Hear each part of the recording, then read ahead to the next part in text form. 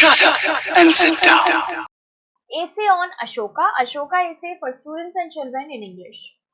An impassible warrior general and a shrewd statesman, Ashoka was very popular. He was a fearsome hunter and, according to a legend, killed a lion with just a wooden rod.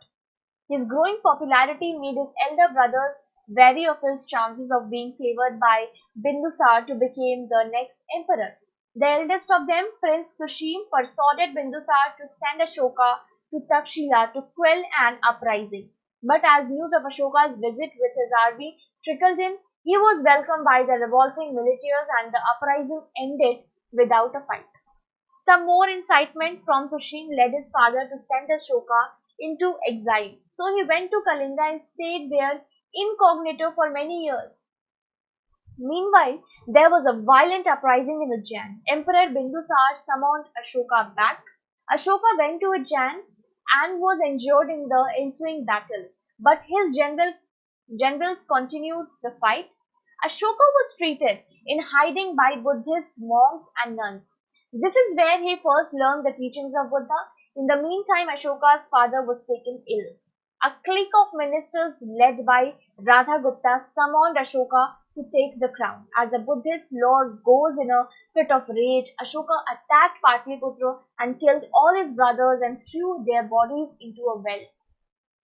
At this stage, many called him Chandashoka, meaning murderer, and heartless Ashoka. Brave and full of valor, after ascending the throne, Ashoka expanded the boundaries of his empire. At this point, he was called Chakravarti, which means he for whom the wheel of law turns. However, the conquest of Kalinga turned the wheel of fortune for him. As the tale goes, Kalinga gave official refuge to Ashoka's enemy, probably one of his brothers.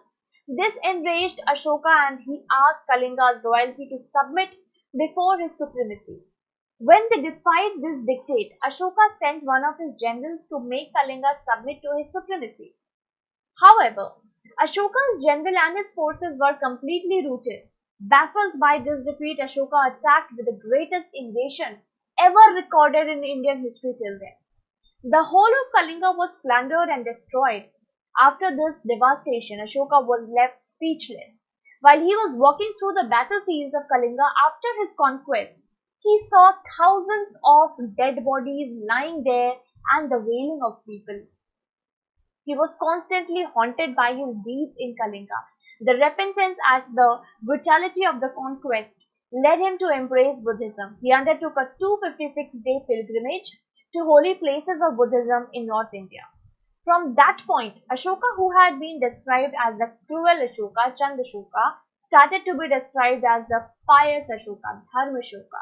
He propagated the Vijayadhwaj school of Buddhism and preached it within his domain and worldwide from about 250 BC. Emperor Ashoka undoubtedly has to be credited with the first serious attempt to develop a Buddhist policy. He built thousands of stupas and vihars for Buddhist followers. About 84,000 such monuments were built. The stupas of Sachi are world famous, and the stupa named Sachi Stupa I was built by Emperor Ashoka. During the remaining period of Ashoka's reign, he pursued an official policy of non-violence called ahimsa. The unnecessary slaughter of animals was immediately abolished. Moreover, rest houses were built throughout the empire to house travelers and pilgrims free of charge. Egalitarianism became a norm of society. Slavery was non-existent in ancient India. Ashoka amalgamated Buddhism with material issues of concern, thus fulfilling Buddha's wish of alleviation of people's sufferings. To that effect, Ashoka had wells dug, irrigation canals, and roads constructed. Other than rest houses, he also built hospitals, gardens, and plantation of herbs.